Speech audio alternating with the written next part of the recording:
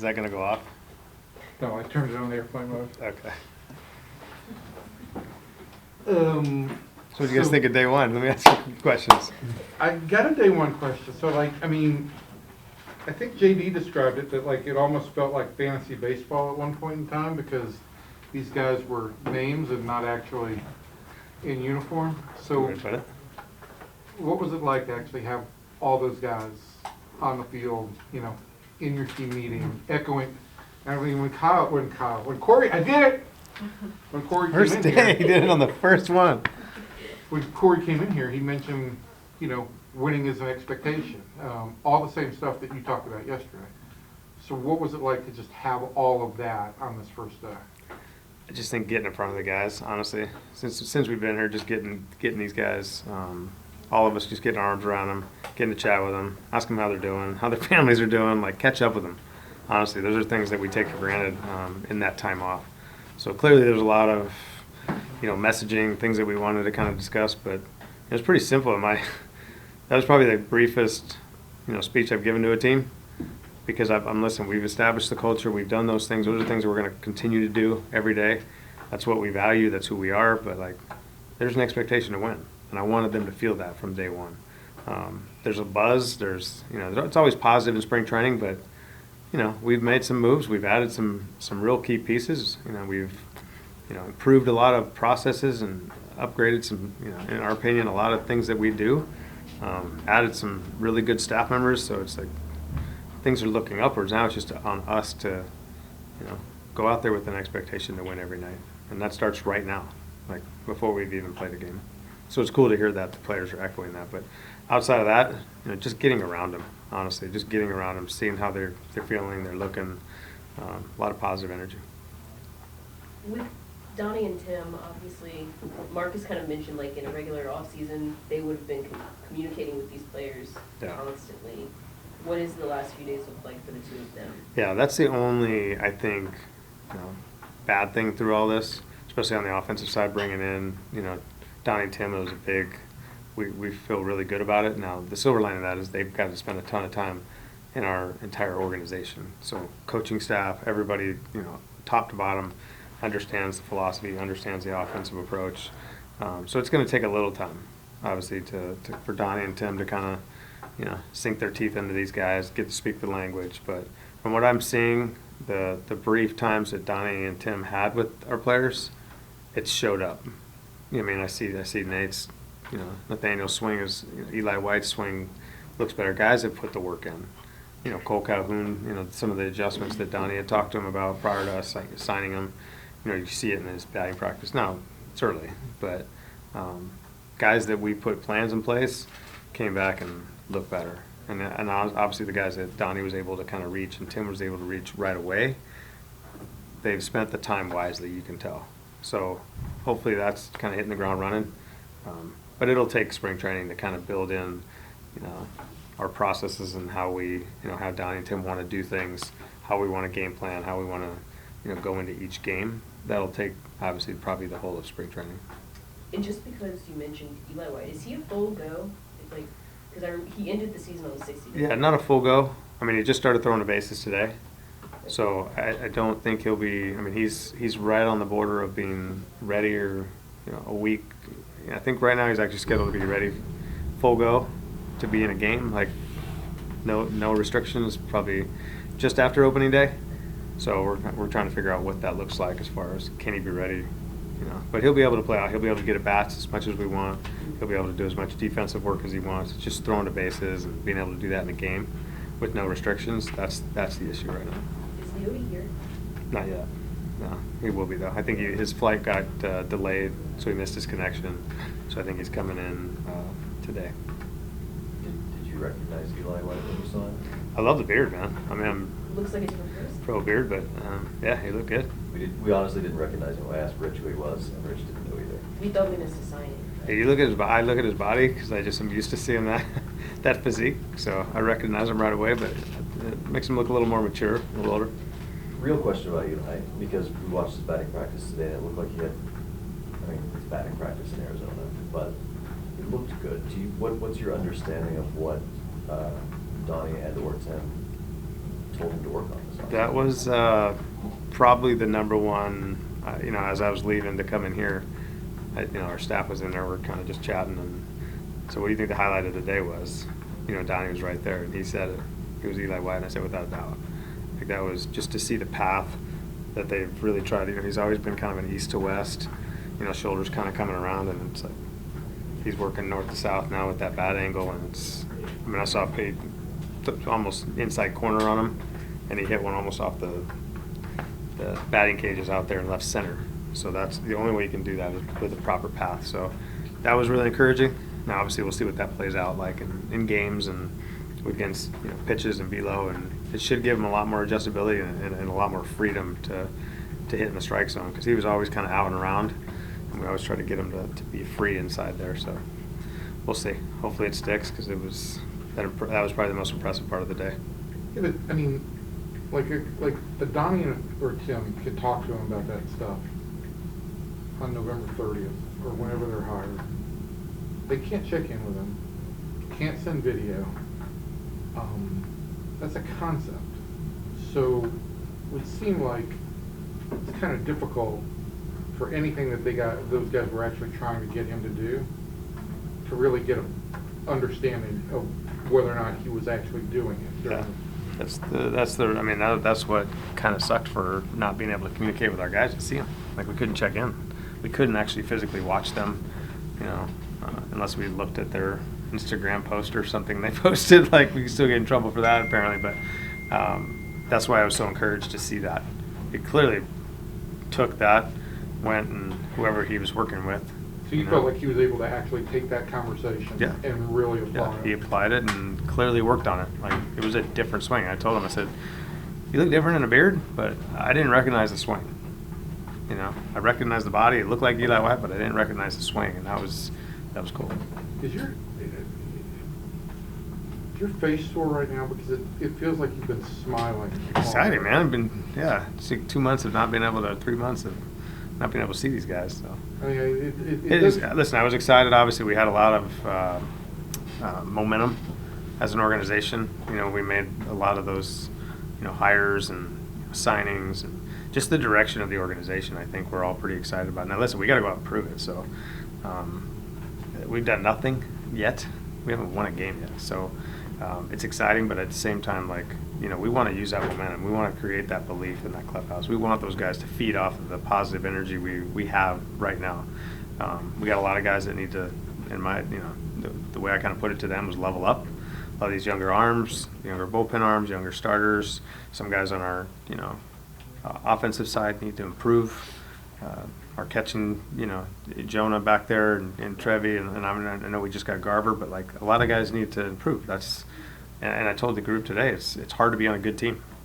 It's hard to make a good team, and I think that's what we've always tried to create. And so I feel like we're at a better place than we have been since I've been here, which is with a bunch of guys that believe in what we're doing, how we do it.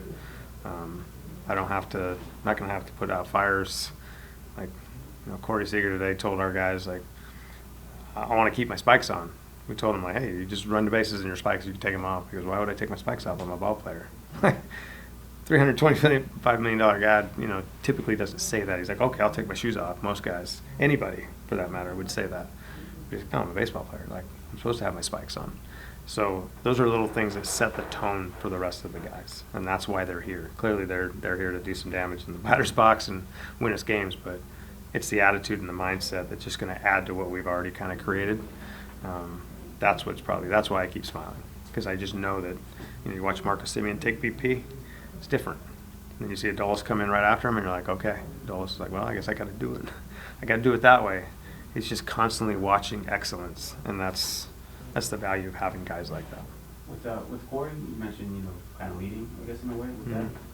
He comes from a team that had a Hall of Famer here and a here, All-Star over there, and really didn't have to be, I guess, a leader. He kind of just blended in. How do you see him sort of taking on that role? You mentioned you talked to his brother about, you know, maybe helping younger guys and stuff like that. How do you see him sort of taking that next step in his career and doing that? I think he's ready. I mean, listen, just talking to him, I was really proud of him when we met with him, because I hadn't seen him, and, you know, I've talked to him a ton over the last 3 years, but I hadn't been around him every day like I was in LA. And that's one thing I always challenge him on. Like, there's gonna be a point where all these other guys are gonna go away, and they're going to be filled in with younger guys that you're going to have to mentor and you're going to have to lead. And I was like, I was still in LA, so I thought maybe it would be there. But if I happen to leave somewhere, obviously I'm always going to want you, and now I get a chance to kind of guide him and help him and say, hey, you're the guy. You know, all eyes are on you. He doesn't mind that. He doesn't mind that because he does things right. There's not a thing that he does without, like, he doesn't care if the spotlight's on him, really, because he's like, this is how I work. This is how I do things. Similar to the example I just gave you, like, you know, he won't take a pitch off in spring training. I've watched it on the backfield at B game. He's like, I'm ready on every pitch, just like I would be if it was Game 7 of a World Series. It's pretty unique, but, you know, inside the clubhouse, being with his teammates, sitting down with his teammates, talking through, you know, why he does those things, why he values those things, and how we're going to do that as a team, that's probably the greatest value he can provide for his teammates. And, you know, he's all in on that. He told me stories, you know, since I've now been able to talk to him, that, you know, he started to do that more in LA because, you know, the guys around him were kind of going away, and, you know, the Bellingers and Muncies and those guys needed his help. So he, you know, would reach out a little bit more, be a little bit more available to his teammates, and just kind of reach across, you know, to put his arm around guys at times. So I couldn't be happier with where he's at. I'm not going to have him lead a team speech or anything right now. That's not his style. His style is just kind of, like I said, put his arm around guys, be a great human being to his teammates, and help them. I think that's what he's going to do. One more on Eli. You've compared him to Chris Taylor before. Yeah. And you talking about, like, you didn't even recognize the swing today. So how does him hitting a new level, or can he hit a new level, and does that even kind of change how you envisioned him before to how you envision him now? Yeah, it can definitely be a new level, and I think that's a good comp because, you know, and I adore Chris Taylor. I had him, like, just the kid's makeup is off the charts. Eli White's the same, so there's not a higher level that I would give a guy. Talent-wise, it's almost like a notch above in a lot of ways. You know, Chris Taylor obviously, you know, has figured out some things. He's an elite player. But Eli's just kind of just scratching the surface. He's an elite defender, really good base runner. We're trying to get him to be more aggressive, but makeup's off the chart. Impacts the game every time he gets out there. So if this swing kind of takes shape, I don't know he's got the highest ceiling, I think, in our organization. He's got the biggest engine. You know, he's been a Ferrari for a while. We just haven't figured out how to get that thing started up and in the third gear. So it's like if we can do that, I don't know what we have really. I mean, sky's the limit. I don't want to get into much lineup minutia right now because, you know, it's day one. But I've been thinking about it a lot. well, Yeah. well, just because things have changed in the last 48 hours, obviously kind of typically would have let off, and even getting Garber in kind of shakes up the middle of that lineup. I mean, how do you really envision even those, like, top 5 spots kind of shaking out? I think it's the, you know, Semien, Seager, Garber, where that fits, whether that's at the top or 2, 3, 4. I don't think I'd go any further than 2, 3, 4. So it's probably 1, 2, 3 or 2, 3, 4. I mean, if they're all in the lineup. So as it shakes up right now, I can't really answer just because I don't want to fill the leadoff spot with just a guy I think is a leadoff hitter. They got to have some production there, not just because he's fast. And I want to put our best guys at the top, honestly. So that might be 1, 2, 3, and then fill the rest out, you know, accordingly. But it's pretty good. Either way, that's pretty good to have. But, so you're to the point where you either 1, 2, 3 or 2, 3, 4. You're gonna bat those guys When those guys are playing, yeah. I mean, obviously Garber being a catcher, Semien Seager would probably be in there on almost right. an everyday basis, but obviously want to protect Garber, keep him healthy, you know, depending on if he's DHing or catching. So it's pretty good 1, 2, 3 or 2, 3, 4. But like I said, I don't want to get caught up in putting a traditional leadoff guy in there if he's not even getting on base. Just to say the fast guy, it's like I want to put impact at the top. From pitch 1, that pitcher's stressed out. And in general, your thought is they'll bat in succession. Semien, Seager, Garber. Yeah, I mean, it's pretty. I like that. We haven't really talked too much about Garber since that trade happened. He had like a monster season in 2019. Yeah. struggled pretty bad in 2020. There were injury concerns. Like, what have you been kind of cramming on the Mitch Garver experience over the last few days to kind of? Yeah, a little bit. I mean, listen, I want to let him get his feet settled. I just sat in with Bobby Wilson and the rest of the catchers, you know, going over all our pitchers that they caught, and so just hearing, you know, Mitch just fits right in. You know, he's talking dialogue, talking about our pitchers and, you know, the comps between guys and how we're going to use their stuff. And so, I mean, Bobby Wilson knows him pretty well. I know Garrett Kennedy, our catching coordinator, knows him pretty well. Had him in Minnesota. Comes as advertised, honestly. You know, great kid, great human being. You know, obviously works his tail off. Already asking Bobby about some catching technique stuff. Bobby was kind of like gonna let him have a few days, but Mitch is like, no, let's get after it. You know, health-wise, that's what I'm saying. I just want to take care of him, make sure he's healthy. I think that's where we're at right now. Just see how he is and how he is in camp.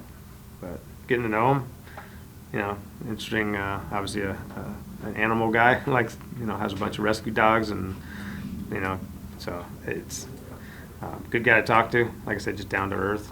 Yeah. Came as advertised. As a hitter, though, I mean, you're saying you want to hit him 3 or 4. Yeah, it's an impact bat. That's Doesn't swing balls and crushes strikes. I mean, fits our mold, honestly. Very patient. I know Minnesota actually led him off, you know, which I remember playing him. I was like, wow, Mitch Garver leading off, huh? And that was when he was having that monster year. It was kind of odd to see a catcher leading off, but it just shows you he gets on base and hammers balls in the middle of the plate.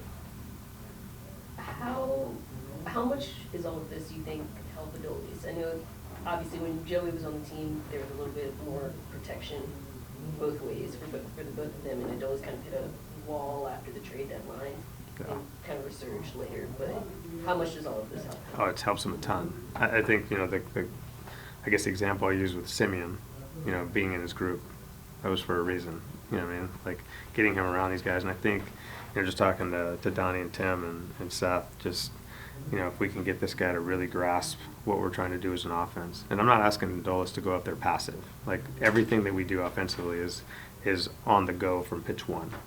But he just got to find a way to be disciplined in that zone. And so that's basically everything that we teach. And, you know, if he can still maintain the path and, you know, the swing to kind of like I was talking with Eli, and if he stays in the strike zone, he's a superstar. I mean, that's basically what it comes down to. We've done all the numbers and data. Like, when he stays in the strike zone, he is a superstar. He was an all-star last year. We saw what he did when he did stay in the strike zone. I think last year was good for him to kind of go through a little bit of struggle. It exposed him a little bit, because now we can use that to say, hey, like, when you get a little bit, I wouldn't say lazy, but we get outside of our discipline, that's when we get in trouble. And when the rest of the team is highly disciplined, he will stand out.